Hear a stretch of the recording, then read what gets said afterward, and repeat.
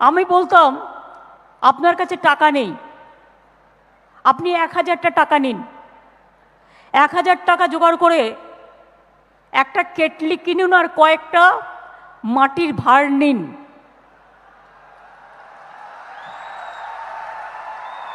সাথে কিছু বিস্কুট নিন, আস্তে আস্তে বাড়বে। প্রথম দিন আপনি বিস্কুট নিলেন প্রথম সপ্তাহে, তারপরে সপ্তাহে মাকে বললেন মা একটু ঘুগনি তৈরি করে দাও, তারপরে সপ্তাহে একটু তেলে ভাজা করলেন, একটা টুল আর একটা টেবিল নিয়ে বসলেন। দেখবেন লোককে দিয়ে কুলোতে পারবেন না, আজকাল এত বিক্রি আছে।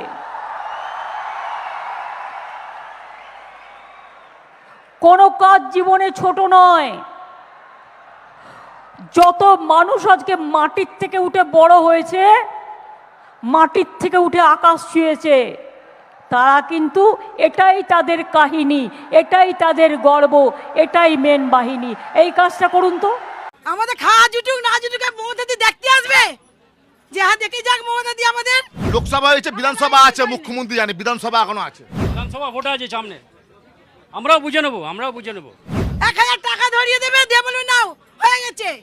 তাহলে দিদি আগে কেন বলেছিল যে তোমরা মুড়ি ঝালমুড়ি বিক্রি করো, তোমরা চানাচুর বিক্রি করো, ঘুগনি মুড়ি বিক্রি করো? তার পারমিশনটা পেয়েই তোমরা দোকানদারি করছি।